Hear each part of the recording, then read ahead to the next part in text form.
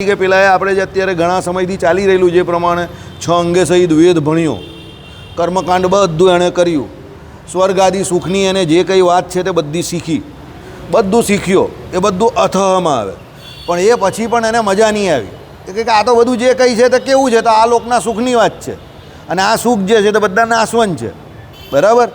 એટલે એ ગુરુ પાસે કહી કે નહીં, આમાં મને સેટિસ્ફેક્શન નથી.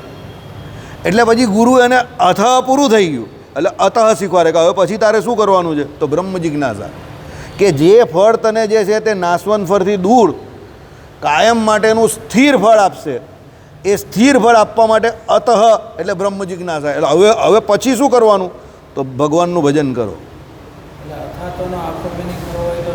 અથઃ વત્તા અતઃ દેટ ઇઝ ઇક્વલ ટુ અથાતો.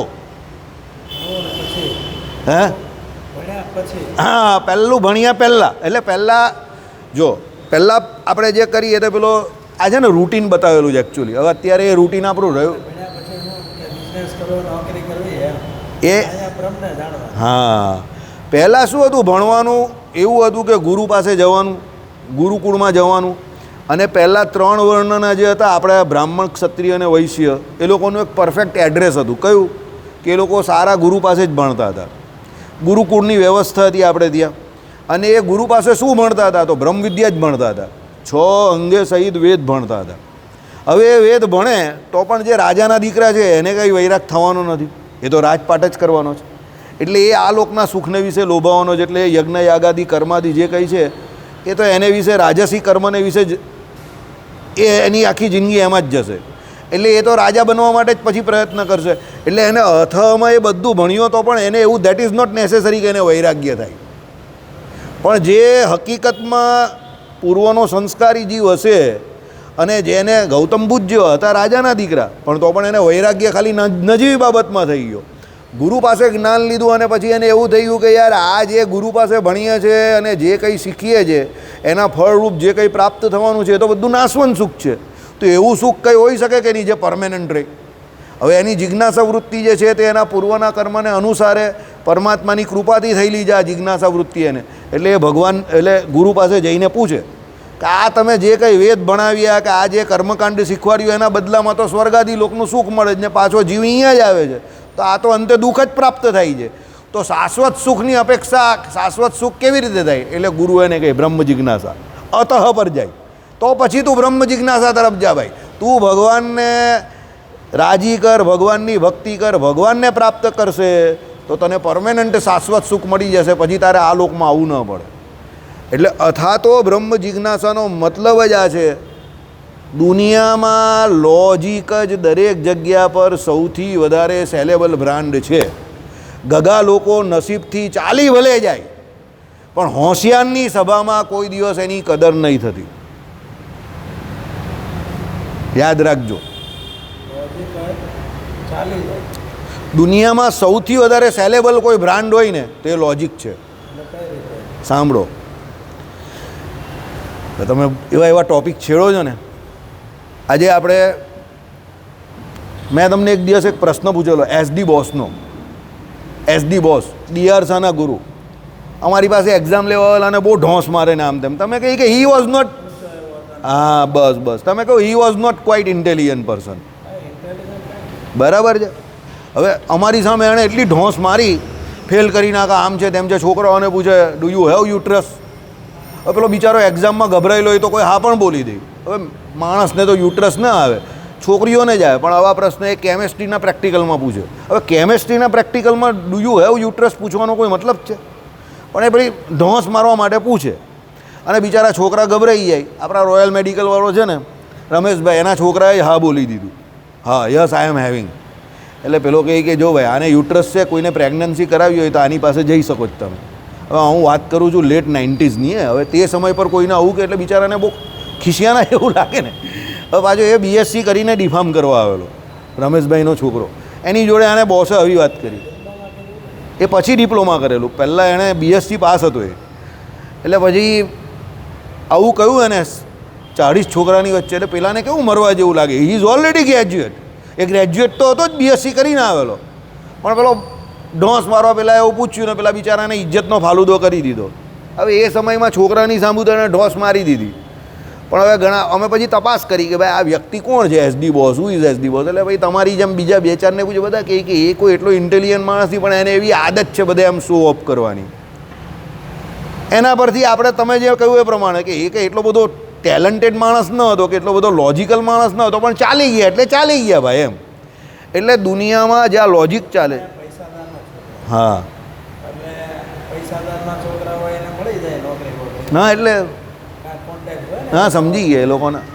હવે સમજો ચાલી ગયા એટલે સફળતા તો મળી ગઈ, પણ જે જગ્યા પર ટેલેન્ટેડ માણસ બેઠા હોય, કે જ્યાં લોજિક ચાલતો હોય, જ્યાં સેલેબલ બ્રાન્ડ બધે લોજિક હોય, બધા માણસો એક સરખા બેઠેલા હોય, જ્યાં પચમસ્કનની વાત ચાલતી હોય, ભાષ્યની વાત ચાલતી હોય, શ્રી ભાષ્યની, ગીતા ભાષ્યની વાત ચાલતી હોય, એવા વ્યક્તિ બેઠા હોય. આપણામાં ફાર્માની વાત ચાલતી હોય, જ્યાં ફાર્માકોપોયાની જ વાત ચાલતી હોય, કે ફાર્મેકમાં શું આવે, ફાર્માકોલોજીના ફાર્મેકો ડાયનેમિક્સ કે કાઇનેટિક્સની વાત ચાલતી હોય, તો એવી જગ્યા પર પછી લોકો એને પ્રેફરન્સ નહીં આપે. લોકો શું કહે, ઓકે હોશિયાર છે, એના હિસાબે સક્સેસ મળેલી, બટ નોટ સો સાઉન્ડ, એની કોઈ જરૂર નથી અહીંયા. એટલે લોજિક એક એવી સેલેબલ બ્રાન્ડ છે આખી દુનિયામાં કે જો તમે લોજિકલી બરાબર હશો ને તો કદાચ તમને આ લોકને વિશે રૂપિયા પૈસા ના મળે કે સફળતા તમને ન મળે, પણ જ્યાં લોજિકલ લોકો બેઠા હશે ને ત્યાં એ લોકો તમારી કદર 100% કરશે.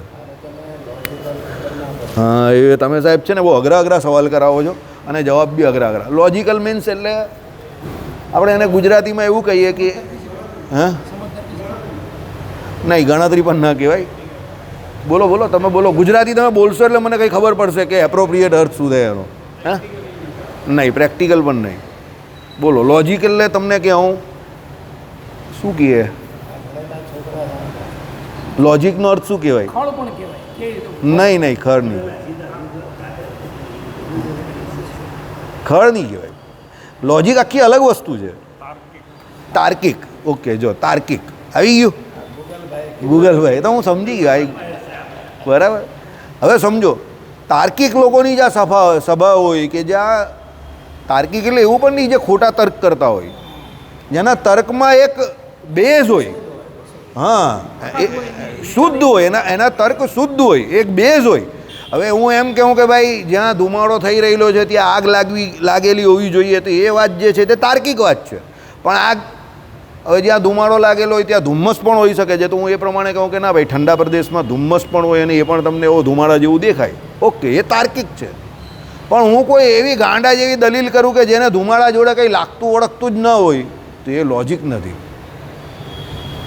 સમજો એટલે કહેવાનો મતલબ શું છે કે ફિલોસોફર જે કોઈ હોય તે તાર્કિક હોઈ શકે, પણ એના તાર્કિક કેવો હોય, બેઝલેસ ના હોય, એમાં કંઈ બેઝ બનતો હોય, એટલે એની વાત હોય એમાં કંઈ મર્મ હોય, અને એ મર્મ જે હોય તે પેલા વિષયને લાગતો ઓળખતો હોય. હવે જ્યારે એવા વિષયની ચર્ચા થતી હોય ત્યારે એવા વિષયના જે કોઈ એક્સપર્ટ હોય, જેણે એ વિષયો ઉપર ઘણો બધો અભ્યાસ કરેલો હોય, એવા લોકોને બોલાવવામાં આવે. બની શકે કે એના જીવનમાં કોઈ દિવસ એટલો સફળ નહીં હોય, એને કોઈ ઓળખતું પણ ન હોય, પણ એ વિષયનો પારંગત હોય, એટલે જ્યારે એની જરૂર હોય ત્યારે એને બોલાવે. પ્રાઇમ મિનિસ્ટર પણ બોલાવે રાજ્યસભામાં. એટલે તમે જોજો 238 જે છે તે આ બધા પાર્ટીવાળા ચૂંટીને મોકલે, પણ બાકીના 12 જે હોય જ ને એ બધા અલગ અલગ ફિલ્ડના નિષ્ણાતોને બોલાવે છે. હવે અત્યારે એવું થઈ ગયું કે એ 12 પહેલાં એલજીબીજીવાળા હોય છે, પણ એકચ્યુઅલી એનો રૂલ શું હતો ખબર તમને? જે એ માણસે જેણે આ રાજ્યસભામાં 12 માણસ જે અલગ અલગ ફિલ્ડના મૂકવાના છે એ ફિલ્ડને એક્સપર્ટ. એટલે એનો મતલબ એવો છે કે જે રાજ્યસભા અને લોકસભા આખા દેશને ચલાવે છે એમાં પેલા 12 માણસ એવા છે કે જે તાર્કિક છે, ઇન્ટેલિજન્ટ છે, અને એના વિષયના એક્સપર્ટ છે. એટલે એ જ્યારે એનો મત રજૂ કરશે રાજ્યસભામાં, ત્યારે એનો મત જે છે તે કોઈ પણ પક્ષથી પ્રેરિત ન હશે, હા તટસ્થ, ઇન્ફ્લુઅન્સ નહીં હોય. હવે અત્યારે એવું થઈ ગયું છે કે ભાઈ સચિન તેંડુલકર કોંગ્રેસને સપોર્ટ કરતો હોય તો એને રાજ્યસભામાં લઈ જાય, કે બીજેપીને સપોર્ટ કરનારાને જ રાજ્યસભામાં લઈ જાય, તો એ દેશ માટે સારી બાબત નથી. ઇન્દિરા ગાંધીએ એક વખત મારા ખ્યાલથી નાણામંત્રી તરીકે વીપી સિંઘને બનાવેલા, જ્યારે એના કોંગ્રેસના વ્યક્તિ ન હતા કદાચ, એવું મેં સાંભળ્યું છે કે કોઈકને મનમોહન સિંઘને કોઈકે બીજાએ પણ એ કોઈકે બનાવેલા, કોઈ બીજા પક્ષના વ્યક્તિને પણ તમે સારું ખાતું આપી શકો છો. નરસિંહ રાવે મનમોહન સિંઘને બનાવેલા ચેરમેન હતા. હા એટલે હું કહેવા શું માગું છું અહીંયા કે તર્ક જે હોય છે કે તાર્કિક વ્યક્તિ જે હોય છે તે કોઈ ઇન્ફ્લુઅન્સથી કે કોઈ પાર્ટીના કે કોઈ વ્યક્તિના પ્રેરિત વ્યક્તિ નથી હોતા. એ લોકો પોતપોતાના હિસાબે પોતાના ક્ષેત્રમાં એ લોકોએ હકીકતમાં મહેનત કરી હોય છે અને એ લોકો હોશિયાર હોય છે અને એ લોકો પાસે એ કુદરતમાં પ્રકૃતિમાં જે કંઈ રહેલું છે એ પ્રકૃતિને ઓળખવાની એ લોકોમાં તેવડ હોય છે. એટલે એ લોકો પ્રકૃતિની બહુ નજીક હોય છે એટલે ઓળખી જાય છે. આઇઝેક ન્યૂટને કોઈ દિવસ ભ્રમ શબ્દનો કે ભગવાનનો કોઈ દિવસ વિરોધ નહીં કર્યો. સમજજો કેમ આઇઝેક ન્યૂટનનું એવું માનવું હતું કે મને જિંદગીમાં જેટલા પણ પ્રકૃતિના સિદ્ધાંતો સમજ પડી એની પરથી એવું લાગે છે કે કોઈ સુપ્રીમ પાવર 100% હોવો જોઈએ કે જે આખી દુનિયાને બેલેન્સ કરે છે.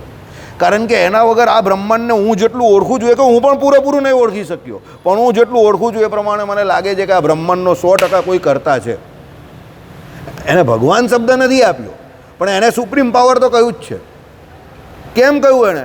એની પાસે કોઈ બેઝ હતો, એની પાસે એક તર્ક હતો એવો કે ના, દુનિયામાં જે કંઈ ચાલી રહેલું ગ્રેવિટેશનલ ફોર્સ કે જે કોઈ પદાર્થ છે તમે ઉપર ફેંકો ને નીચે જ આવે, માણસ જે ચાલે છે એના માટે ઘર્ષણ બળ જરૂરી છે તમારા ચાલવા માટે, શૂન્ય અવકાશમાં આપણે ચાલી ન શકીએ. આ બધા લોજિક જે એણે મૂકેલા હતા તે પ્રકૃતિમાંથી જાણીને મૂકેલા ને, એટલે એને લાગ્યું કે આ બધું જે દુનિયામાં છે એને એનાથી આ દુનિયા જે આટલી મસ્ત રીતે ચાલી રહેલી છે તેમાં 100% એનો કોઈ ક્રિએટર હોવો જોઈએ.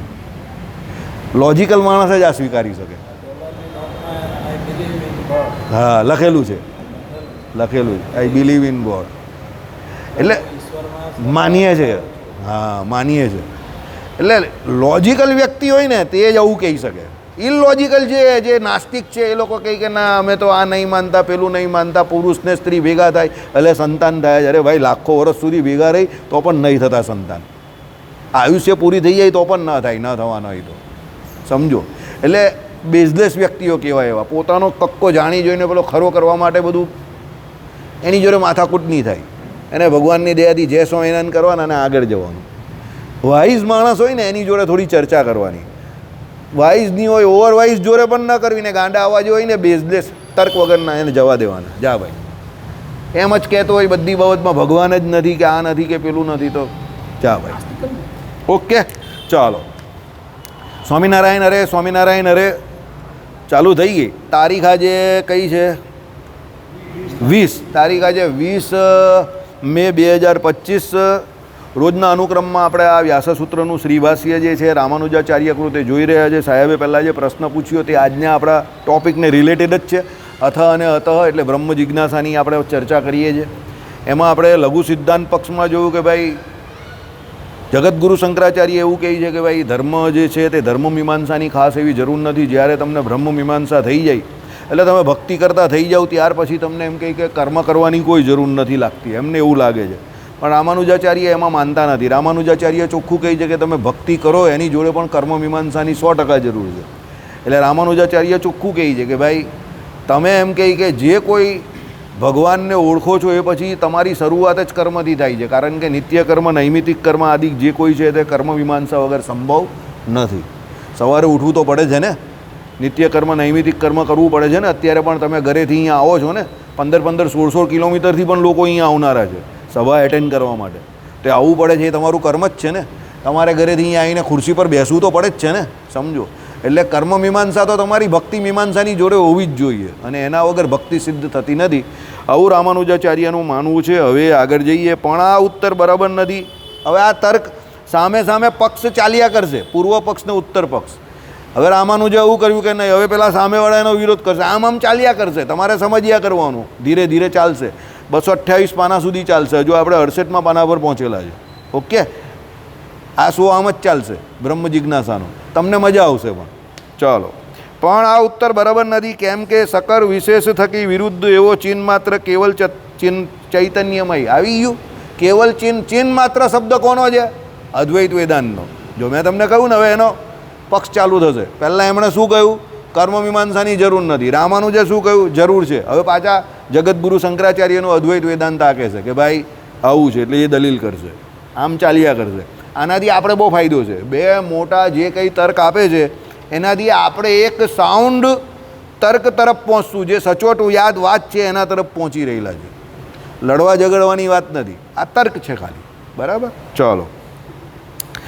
શું કહે છે અદ્વૈત વેદાંત? પણ આ ઉત્તર ઉત્તર બરાબર નથી, કેમ કે સકળ વિશેષ થકી વિરુદ્ધ એવા ચિહ્ન માત્ર. સકળ વિશેષ થકી વિરુદ્ધ એટલે આ દુનિયા જે છે એના કરતાં વિરુદ્ધ એટલે જુદું. ચિહ્ન માત્ર એટલે કેવલ ચૈતન્યમય. ચૈતન્યમય શું છે? બ્રહ્મના વિજ્ઞાને કરીને જ અવિદ્યાની નિવૃત્તિ થાય છે. એટલે બ્રહ્મનું જ્ઞાન તમને થઈ ગયું એટલે તમારી માયા જે છે, અવિદ્યા જે છે તે ટળી ગઈ. પહેલાં જગતગુરુ શંકરાચાર્ય અવિદ્યા કોને કહી છે તે સાંભળો. બ્રહ્મ જે છે એની અંદર અવિદ્યાને એ આરોપ માને છે. આરોપ એટલે ખાલી ભાસ માત્ર. કારણ કે એ અવિદ્યા કે તમે જે માયા કેવું છો એને તત્વ તરીકે સ્વીકારતા નથી. એટલે માયા જે છે તે શું છે? અવિદ્યા છે એવું કહે છે. અને અવિદ્યાને ફક્ત અવભાસ માત્ર માને છે. એટલે જીવ ખાલી એ અવિદ્યાને પોતે પોતાની કલ્પનાએ કરીને કલ્પી બેસે છે અને એ પોતે પોતાને જીવ એ માયાના ભાસને કારણે પોતે પોતાને જીવ માને છે. વાસ્તવિક સ્વરૂપ એનું શું છે? બ્રહ્મ છે. આ કોનું માનવું છે? જગતગુરુ શંકરાચાર્યનું. આપણું માનવું નથી. હું તમને બધાને ક્લિયર કહી દઉં છું, આ આપણું માનવું નથી. આ કોનું માનવું છે? જગતગુરુ શંકરાચાર્યનું છે. ચલો, એટલે એ શું કહે છે? બ્રહ્મના વિજ્ઞાને કરીને જ અવિદ્યાની નિવૃત્તિ થાય છે. હવે એને બ્રહ્મનું વિજ્ઞાન થયું કે હું બ્રહ્મ છું, અહમ બ્રહ્માસ્મિ, એવું એને જ્ઞાન થયું કે હું બ્રહ્મ છું. એટલે એની અવિદ્યા ટળી ગઈ. અવિદ્યા એટલે એ માયામાંથી નીકળી ગયો, માયા મુકાઈ ગઈ. કેમ? એને જ્ઞાન થઈ ગયું કે હું એમ કહે કે બ્રહ્મ છું. આવું જગતગુરુ શંકરાચાર્યના અદ્વૈત વેદાંતનું કહેવું છે. અને અવિદ્યાની નિવૃત્તિ એ જ મોક્ષ છે. હવે એમના માટે કોઈ આપણી જેમ સેપરેટ મોક્ષ નથી કે ભાઈ આને આ દેહ તમારો છૂટે પ્રારબ્ધે કરીને તમે ભગવાનનું ભજન કર્યું હોય એટલે પછી ભગવાનના ધામમાં જાઓ અને ત્યાં જઈને ભગવાનની સેવા કરો, એને આપણે મુક્તિ માની છે. આપણે શું કહીએ છીએ મુક્તિ 121માં શ્લોકમાં? બોલો જીગરભાઈ, ઊંઘમાંથી ઉઠી જાઓ, ચાલો કામ ધંધો બહુ કરી નાખ્યો. શું આવે છે 121માં શ્લોકમાં? ઓકે, બ્રહ્મરૂપે કરીને સેવા તો અહીંયા પણ કોઈ પણ કરી શકે છે. એટલે એને મુક્તિ મનાય. મદદ કરો ભાઈને, હે તો પૂર્ણ કરો. મદદ કરો એટલે પૂર્ણ કરો. એ ભાઈએ જે કંઈ કહ્યું એને પૂર્ણ કરો વાક્યને. બોલો ભગત, એ ભાઈ કે બ્રહ્મરૂપે કરીને ભગવાનની સેવા કરવાની એવું કહ્યું, એને મુક્તિ કહી. બોલો મુકુંદાસ, ગુડ મોર્નિંગ, ઉઠી જાઓ. હા હા, હવે આગળ વધો, હવે આગળ વધો. બરાબર છે, બરાબર. અમુક વખતે છે ને પેલો કહે ને કે અગર તાજમહલ કો હિલાના હે, પેલા કંઈક પહેલવાનને કહ્યું, બરાબર, તો પહેલવાન કંઈ તાજમહલ થોડી હલે. એટલે એણે કીધું તો આ મેરે પાસ આ 2 ગુટ માર ઓર તાજમહલ કો હિલતા દેખ. બરાબર, તમે એવું કામ કરી નાખ્યું આજે, તાજમહલ હલાવી નાખ્યો આખો. બોલો ચાલો, બરાબર જાઓ છો, સહી પકડે, લાઈન બરાબર છે. અમારો મત જે છે તે કયો છે? વિશિષ્ટા દ્વૈત છે. ને અમને પ્રિય એવું ધામ કયું છે? ગોલોક ધામ છે. હવે જીગરભાઈનું વાક્ય ઉમેરો આગળનું. મુક્તિ કોને કહેવાય? કઈ મુક્તિ માનેલી છે?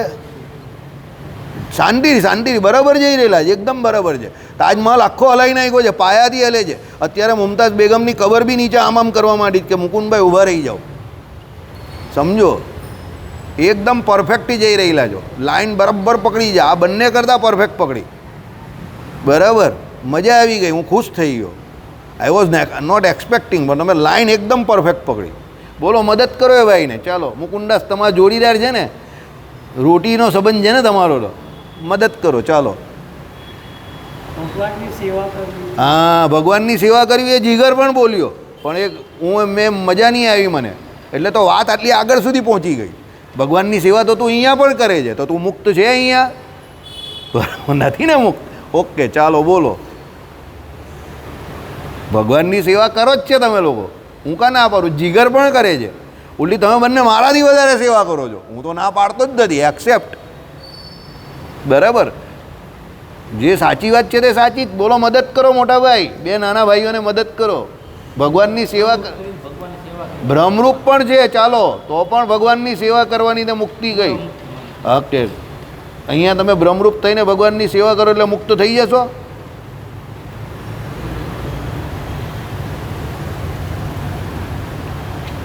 બોલો, મદદ કરો આ બેને, 3ને. મનીષભાઈ મદદ કરો. શું રહી ગયું? મેઇન શબ્દ જ રહી ગયો છે, શ્રી કૃષ્ણ સેવા. ઓકે, તો ભગવાનમાં શ્રી કૃષ્ણ માની લીધા. ચાલો, હજુ પણ એક શબ્દ રહી ગયો, તો પણ બોલો. નહીં. હા, ભગવાને કહ્યું ને નાના છે પણ સહી દિશામાં જા રહે. શું? હા, આ મેઇન છે. શું કહ્યું? પહેલાં શું કહ્યું? અમને પ્રિય એવો મત કયો છે, મતમ વિશિષ્ટા દ્વૈતમ મેં ગોલોકધામ ચેપ્સિતમ તત્ર બ્રહ્માત્મના કૃષ્ણ સેવા મુક્તિશ્ચ ગમ્યતામ. તત્ર એટલે ક્યાં? ગોલોકમાં, ત્યાં. બરાબર. અભી બાત નીકળી હે તો બહોત દૂર તલક જાયેગી. એટલે શું કહ્યું? એ ગોલોક ધામમાં રહીને કોની સેવા કરવાની છે? શ્રી કૃષ્ણ ભગવાનની સેવા કરવી, એને મુક્તિ માની છે. સમજો, અહીંયા સેવા કરો એ મુક્તિ નથી. સમજો, આ બહુ મિસઅન્ડરસ્ટેન્ડિંગ છે લોકોનું કે સેવા મુક્તિશ્ચ ગમ્યતામ, સેવા મુક્તિશ્ચ ગમ્યતામ એમ કરીને ચલવે છે લોકો. પણ એ બદ ઇરાદાથી ચલવે છે. એ બદ ઇરાદો છે ઘણા લોકોનો કે સેવા મુક્તિશ્ચ ગમ્યતામ બોલે છે.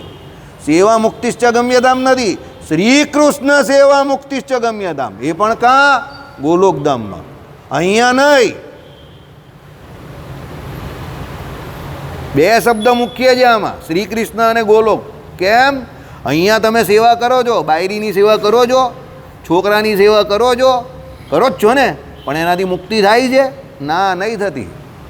એટલે પોતાના ઘરના સ્નેહીઓની સેવા કરવાથી મુક્તિ નહીં થતી. જો એવું થતું હોય તો બાયરી સેવા મુક્તિશ્ચ ગમ્યતામ, છોકરા સેવા મુક્તિશ્ચ ગમ્યતામ એવું લખે ને શ્રીજી મહારાજ શિક્ષાપત્રીમાં. તો એની જગ્યા પર શું લખ્યું? શ્રી કૃષ્ણ સેવા મુક્તિશ્ચ ગમ્યતામ. એટલે શ્રી કૃષ્ણ ભગવાનની સેવા કરવી એને મુક્તિ કહી. તો આ બે સેવા અહીંયા કરે જ છે, સેવા કરે છે ને અહીંયા. પણ અહીંયા નહીં. આગળ શું કહ્યું? ગોલોકધામ ચેપ્સિતમ. એટલે ગોલોકધામમાં જઈને સેવા કરે એને મુક્તિ માનેલી છે. એટલે અહીંયા તમે સેવા કરો એને તમારે મુક્તિ માનવાની નથી.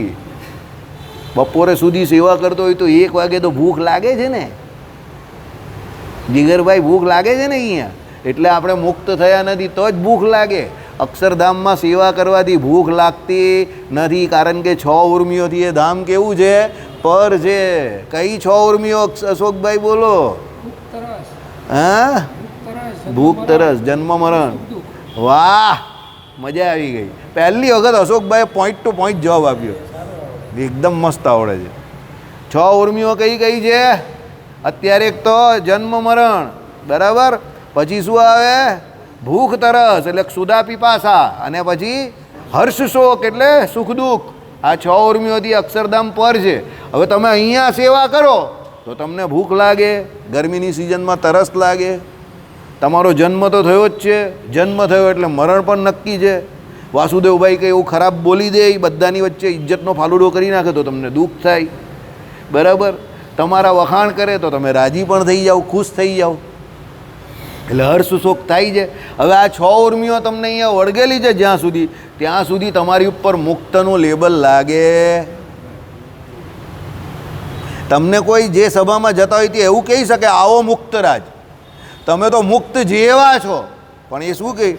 દાદા ખાચર જેવા છો.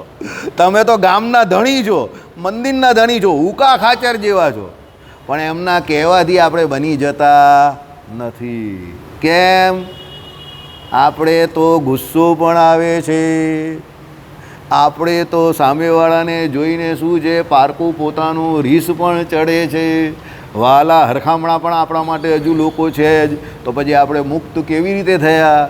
એટલે એવા ખોટા વહેમમાં રહેવું નહીં. હા, અહીંયા સેવા કરશું, ભગવાન કૃપા કરશે, ધામમાં લઈ જશે તો ત્યાં પણ સેવા મળશે. અને ત્યાં સેવા મળશે, મુક્ત થઈ ગયા તો 6 ઉર્મિઓથી પર થઈ જઈશું. અક્ષરધામમાં ગયા 6 ઉર્મિઓથી પર થઈ જઈશું તો પછી બીજું શું પ્રાપ્ત થશે? બોલો, શરૂ કરો. ચાલો અહીંયાથી જ શરૂ કરો મોટા ભાઈ. અભી અંદર જાકે છીપને કા નહીં, બહાર આ જાને કા. ચાલો ચાલો, રામાનુજ વેદાંત છે એટલે ચલાવવું પડે. આ તો બધું અહીંયા ભ્રમરૂપ, આ તો શંકરાચાર્યમાં તો મોક્ષ આમ જ થઈ જાય, આપણામાં મોક્ષ એટલો આસાન નથી. અભી દિલ્હી બહુ દૂર હે.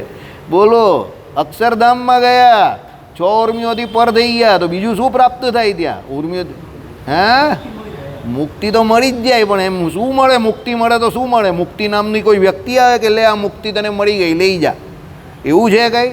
શું મળે? બોલો, મોટા ભાઈને મદદ કરો, દાઢીવાળા ભાઈ, હેલ્પ હિમ. ચાલો જીગરભાઈ. હા, તમને શું પ્રાપ્ત થાય? જીવને શું પ્રાપ્ત થાય? બીજું શું પ્રાપ્ત થાય? જે ખોઈ ગયો હોય તે ધામ તો મળે જ છે. એ તો ગોલોક ધામ મળી ગયું, આપણે આપી દીધું તમને. ચાલો બસ, તમારું આજથી ગોલોક ધામ. એરિયા બાંટ દિયા આપણને. डॉन लोग एरिया नहीं बांटी दे, समंदर का पश्चिम का किनारा तुम्हारा है, पूरब का किनारा मेरा है, तेम तमने गोलोक आपी दीधुं आखुं. जाओ હવે ત્યાં જઈને શું પ્રાપ્ત થશે એ વિચાર કરો. બોલો બોલો જીગરભાઈ, બોલ જય પ્રાજી. અક્ષરધામમાં જાય પછી શું પ્રાપ્ત થાય જીવને? કેનું? મૂર્તિનું સુખ અહીંયા પણ પ્રાપ્ત જ છે. બોલ ભાઈ, એ તો થઈ ગયો 6 ઉર્મિઓથી પર. બીજું શું પ્રાપ્ત થાય? હા, એ પણ થઈ ગયું, 6 ઉર્મિઓમાં આવી ગયું. એટલે તો કહ્યું 6 ઉર્મિઓથી પર થઈ ગયો. ચાલો, પણ પ્રાપ્ત શું થાય? બોલો કલ્પેશભાઈ. ભગવાનની સેવા. બીજું શું પ્રાપ્ત થાય? તમને પોતાનું પ્રાપ્ત થાય એવું કંઈ? ભગવાનની સેવા તો ભગવાનની સેવા મળી. પોતાનું શું પ્રાપ્ત થાય? બોલો મુકુંદાસ. પાછી તલવાર ફેરવો, તાજમહલને હલાવો પાછો. શું પ્રાપ્ત થાય? બોલો જો ઓમ જય જગદીશ હરી. હવે આવી ગયો, અપના શેર આ ગયા. ચાલો શાંતિથી જવાબ આપજો, તમે નહીં હાલે. હવે એ તો છે જ. ચાલો 1 મિનિટ. અક્ષરધામમાં ગયો જીવ, 6 ઉર્મિઓથી પર થયો, પછી એને એનું પોતાનું શું પ્રાપ્ત થાય? હા બાપુ, મને ખબર હતી અહીંયાથી જ જવાબ નીકળશે. બોલ ભાઈ. સત્યકામ. પછી હા, અષ્ટગુણની પ્રાપ્તિ થાય. હા હા હા, એનું પોતાનું વાસ્તવિક રૂપ જે છે, સ્વરૂપ જે છે તેમાં એ આવે. એનું વાસ્તવિક સ્વરૂપ શું છે? સત્યકામ, સત્ય સંકલ્પ, વિજરો, વિમૃત્યુ, વિજિગિત્સા આદિ જે અષ્ટગુણ જે છે તે જીવને પોતાના શું થાય? પ્રાપ્ત થયા છે. હવે તમે લગ્ન કર્યા, ગ્રહસ્થાશ્રમમાં આવ્યા ને, એટલે તમારા અષ્ટગુણ જે છે ને તે અત્યારે બધા ખોવાઈ ગયા છે આમ તેમ. અત્યારે અભરાઈ પર છે ઘરની કોઈ. સમજી ગયા? પછી જ્યારે તમે અહીંયાથી આ લોક છોડીને, આ પ્રાકૃત દેહને છોડીને ધામમાં જશો, તો તમને તમારા સ્વરૂપને જે ઓરિજિનલ ગુણ તમારા છે, કયા? સત્યકામ, સત્ય સંકલ્પ. સત્યકામ એટલે તમારા જે કોઈ ઈચ્છા હોય તે બધી શું થઈ જાય? પૂરી થાય. સત્ય સંકલ્પ એટલે તમારા બધા સંકલ્પ પૂરા થાય. પણ પછી ધામમાં જાય ત્યારે એના પોતાના કોઈ સ્વતંત્ર રીતે સંકલ્પ રહેતા નથી. એના સંકલ્પ કોને આધીન રહે? ભગવાનને આધીન રહે. એટલે પછી જેટલા ભગવાનના સંકલ્પ એટલા એના સંકલ્પ. એટલે પછી ભગવાને અવતાર ધારણ કરવો હોય અને ભગવાનનો સંકલ્પ એવો હોય કે ભાઈ જગદીશભાઈને પાછા નીચે લઈ જવા છે, એટલે જગદીશભાઈ ત્યાં તો એનું જે જ્ઞાન હોય તે તો એનું જ્ઞાન કેવું થઈ ગયું? ત્યાં વિસ્તારને પામી ગયું ને ધર્મભૂત જ્ઞાન. એટલે ભગવાનનો સંકલ્પ એને શું થઈ જાય? કયા વગર જ ખબર પડી જાય. એટલે ભગવાન અહીંયા અવતાર ધારણ કરે, એની જોડે મુક્તો પણ ધીરે ધીરે એક એક કરીને અવતાર ધારણ કરવા માંડે. બેસ્ટ એક્ઝામ્પલ શ્રીજી મહારાજ. શ્રીજી મહારાજની જોડે આખી 500 પરમહંસની ટીમ આવી ગયેલી ને, તો ભગવાને કે એ લોકોને કહેવું ના પડે કે ચાલો બધાએ જવાનું છે. ભગવાન સંકલ્પ જ કરે કે હવે અમે નીચે જઈ રહ્યા છે, તમારામાંથી આટલા જે છે તે બધાએ આવવાનું છે, અમારો સંકલ્પ છે. એટલે પેલા બધાને ખબર પડી જાય કે આપણે બોલાવી દીધા. એટલે બધા લાઈન બંધ અહીંયા 1 મહિનો, 1 વર્ષ, 2 વર્ષ એમ કરીને જાતે પોતપોતાના હિસાબે માતા પિતા ગોતીને આવવા માંડ્યા. બરાબર. હવે એ જે આવ્યા કોણ? મુક્તો. એ મુક્ત જે કયા? તે જેમ ભગવાન સ્વતંત્ર રીતે કાર કર્મ માયાથી સ્વતંત્ર રીતે અહીંયા આવે છે, એમ એ મુક્ત પણ કાર કર્મ માયાથી શું છે?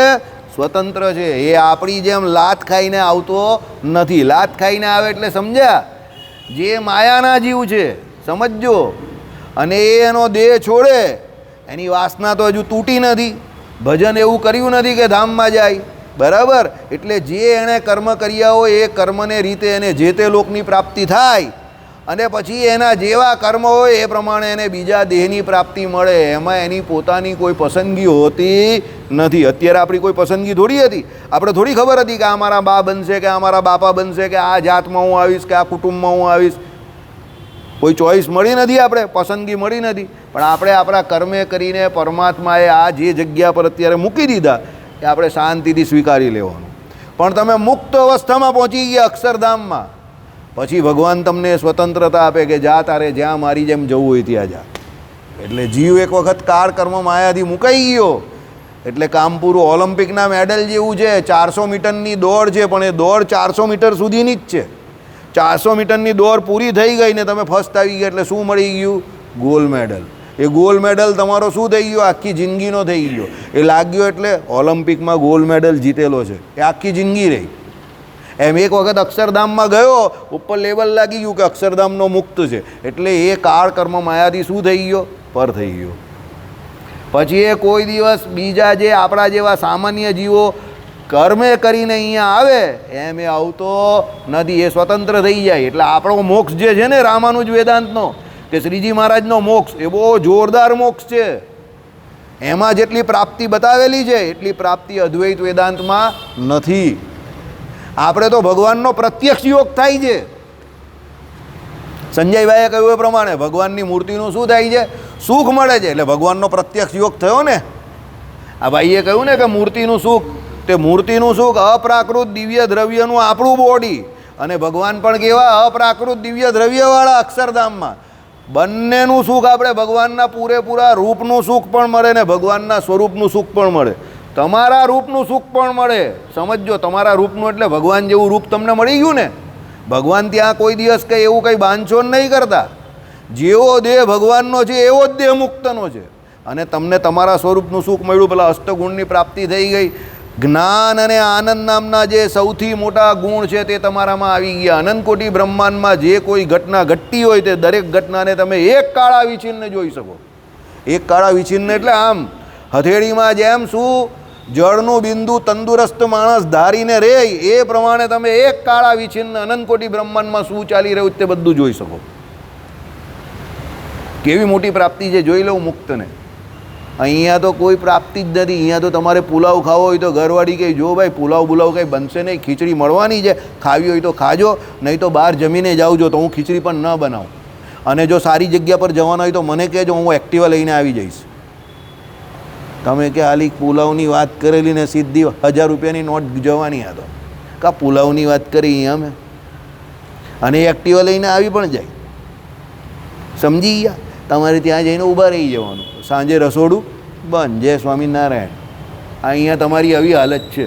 તમારા દરેકના ઘરે મેં કેમેરા મૂકેલા જ ને એનો સ્ક્રીન મારા ઘરે છે. એટલે હું આમ ટીવી ચાલુ કરીને જોઉં એટલે મને ખબર પડી જાય કે આ જો આને બોલાવીએ આજે આ ચાલ્યો બિચારો, બરાબર. એટલે સ્ક્રીન મારા ઘરે મૂકેલો જ છે. સમજી ગયા તમે? તો જગદીશ હશે છે. ઓ ભાઈ, મારા ઘરે કોઈ સ્ક્રીન નથી, આ તો ખાલી આમ જ કહું છું, બરાબર. એટલે આપણો મોક્ષ જે છે ને બહુ મહત્ત્વનો છે. આપણે ત્યાં મોક્ષ શબ્દ કંઈ એવો નથી કે જ્ઞાન થઈ ગયું એટલે પેલો માયાથી મુકાઈ ગયો એટલે મોક્ષ થઈ ગયો. ના, એવો નથી. આપણે ત્યાં મોક્ષ એટલે બહુ મોટી પ્રાપ્તિ બતાવેલી છે ને. 121માં શ્લોકની તમે ટીકા જો, તમને મજા આવી જાય, તમને આનંદ આવી જાય. જીવને પોતાના સ્વરૂપનું સુખ આવે છે, ભગવાનનું સૌથી મોટું સુખ આવે છે, અને એ ધામનું સુખ પણ એને મળે છે. અદ્વૈત વેદાંતમાં એ ધામ બામનું કોઈ સુખ નથી. જીવ ભગવાનના ધામમાં જાય ત્યાં બધા મુક્તો હોય પાછા, બરાબર. અને એ બધા મુક્તો ત્યાં સુખ ભોગવતા હોય ને એ મુક્તોની પંક્તિમાં પેલો પણ નવો મુક્ત ભળે, અને એને જે સુખ આવે ત્યાં એને એમ થાય કે અત્યાર સુધી હું કેટલા મોટા કષ્ટમાં હતો, સમજો, અને હું આ કેટલા મોટા સુખથી વંચિત હતો. જ્યાં સુધી તમે મોટા સુખની પ્રાપ્તિ ન કરો ને ત્યાં સુધી નાના સુખમાં રહેલા નાના નાના દુઃખને પણ નહીં જાણી શકતા. આ બહુ મોટી વાત છે, સમજો. જે માણસ ઝૂંપડપટ્ટીમાં રહેતો હોય અને એ માણસ પછી ધીરે ધીરે ધીરે 2 BHKમાં જાય, 3 BHKમાં જાય, પછી મોટા બંગલામાં જાય, પછી એનાથી મોટી જગ્યા પર, તો પછી એને ધીરે ધીરે જે નીચેની જગ્યા પર દુઃખ હતા ને એ બધા ખબર પડે, ચાલ્યા જાય આ બધા કષ્ટમાંથી હું બહાર નીકળું છું. તેમ અત્યારે આપણે જે બદ્ધ અવસ્થામાં માયાથી આ બંધાયેલા છે અને જે કોઈ કષ્ટ પડે છે ને આપણે ભોગવી રહેલા છે, મુક્ત થઈશું ત્યારે ખબર પડશે કેટલા બધા કષ્ટ ભોગવા આપણે. એટલે મુક્તો પણ એવી ઈચ્છા રાખે છે કે આપણે બધા જેટલા મનુષ્ય જન્મને પ્રાપ્તિ કરેલા જીવો છે, ક્યાં ભરતવંશને એટલે ભરતખંડને વિશે અને ભગવત ભક્ત છે તે બધા આપણે ધીરે ધીરે મુક્ત અવસ્થામાં પહોંચીએ એવું મુક્તો પણ ઈચ્છે છે કે આ લોકો અમારી પંક્તિમાં ભળે. આ લોકો કેટલા દુઃખી થાય નીચે જઈને કેટલું બધું કામ કરવું પડે છે, અને માયાના ત્રિવિધ તાપ આદિ વ્યાધિ ઉપાધિથી કેટલા શેકાઈ જાય જીવ અને ભગવાનનું સુખ મળે, પોતાના સ્વરૂપનું સુખ મળે એવું એ લોકો ઈચ્છા રાખે છે. કેમ એ લોકો એવી ઈચ્છા રાખે છે? They all are very good people. એ લોકો સારા માણસ છે એટલે જ ત્યાં છે. અને સારો માણસ એવી ઈચ્છા રાખે જ, સબકા સાથ સબકા વિકાસ, બધા સાથે કરશું, બધા સાથે જઈશું. એ શુભ માણસનો, શુભ સાધુ માણસનો સાધુ સંકલ્પ છે. એની વાતમાં પાર્ટીશન ના આવે, એની વાતમાં ભેદ બુદ્ધિ ના આવે, એની વાતમાં પારકું પોતાનું ના આવે. એ જ ખરો સાધુ પુરુષ છે, સમજો. બાકી આને બોલાવીશ ને પેલાને ન બોલાવીશ ને આ જ જોઈએ ને પેલું જ જોઈએ ને આ માણસ મારી જોડે ન ચાલે ને, અરે હજુ બહુ વાર છે. અભી દિલ્હી બહુ દૂર છે. બરાબર? હૃદય કેવું રાખવું? સમુદ્ર જેવું રાખવું જેની અંદર બધું જ સમાઈ જાય, બધા જ સમય આવી જાય ભાઈ. બરાબર? એવું જેનું હૃદય એ જ સાધુ પુરુષ છે અને એ જ ભગવાનનો ખરો ભક્ત છે. અને એવા લોકો જ મુક્ત બને છે.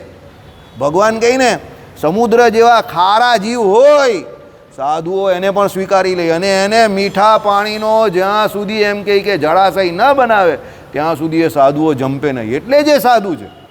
આપણે બધા કેવા છે? સમુદ્રના પાણી જેવા ખારા છે. ખારાશમાં થોડો થોડો ફરક છે. કોઈ અતિશય ખારા છે, બરાબર, કોઈ એનાથી થોડો ઓછા છે. દુનિયામાં કેટલા પ્રકારના માણસ છે? 2 પ્રકારના. કયા કયા? ભંગાર અને અતિ ભંગાર. એટલે એ પ્રમાણે ખરાબ અને અતિ ખરાબ એમ. એટલે ખારા બધા છે આપણે, પણ થોડાક કોઈ ઓછા છે, થોડાક કોઈ વધારે છે, બરાબર, એ પ્રમાણે. એટલે એમાં પેલું અમે લોકો આપણે કેમેસ્ટ્રી લેબમાં પેલું ડાયલ્યુટેડ, એને ડાયલ્યુટ કરવા માટે પેલું ડિસ્ટિલ વોટરની એડ કરીએ. કન્સન્ટ્રેટેડ સોલ્યુશન ઓફ HCl કે હાઇડ્રોક્લોરિક કે સલ્ફ્યુરિક એસિડ હોય એટલે બોલો સાહેબ કે જોજો ભાઈ બહુ ગરમ છે, પગમાં પડશે તો જય સ્વામિનારાયણ.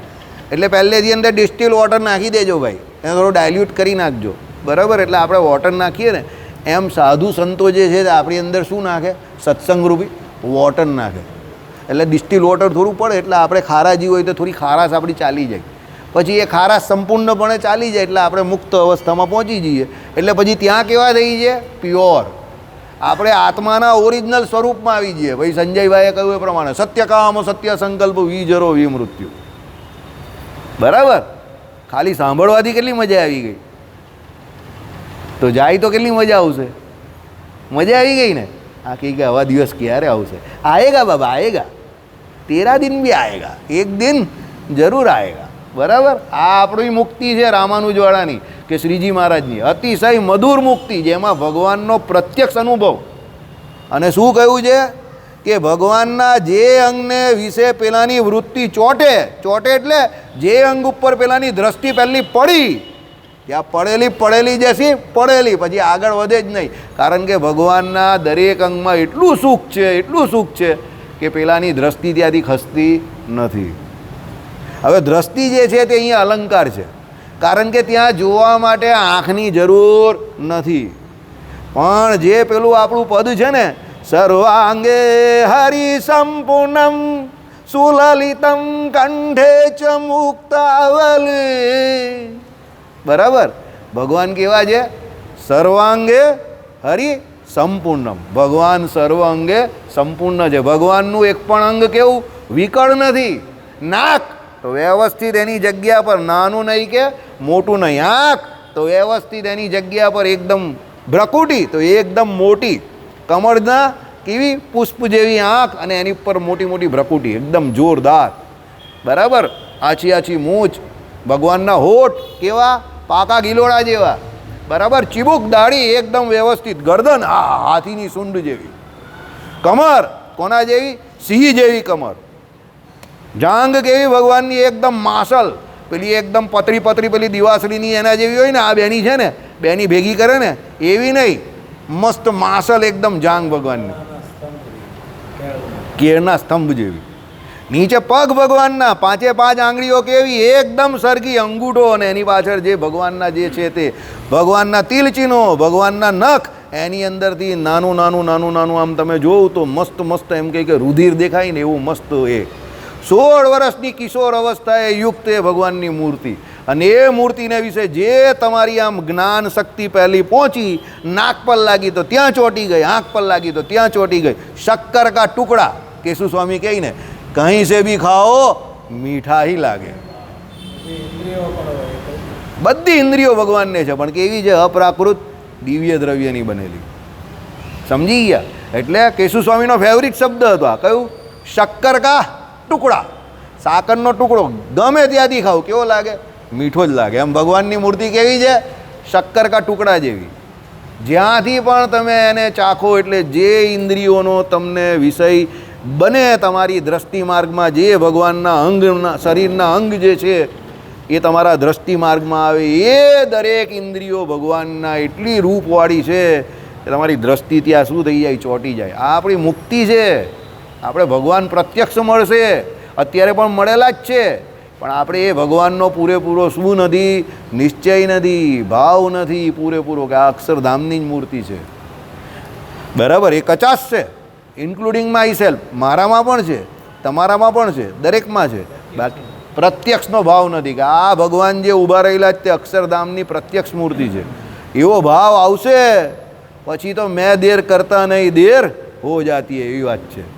એક વખત ભગવાનની મૂર્તિમાં જો આમ દ્રષ્ટિ લાગી ગઈ, અરે અરે અરે, મંદિરના દર્શન બંધ થઈ જાય ત્યારે પણ પેલાને એવું લાગે કે અભી તો આજ જાને કી જીદ ના કરો.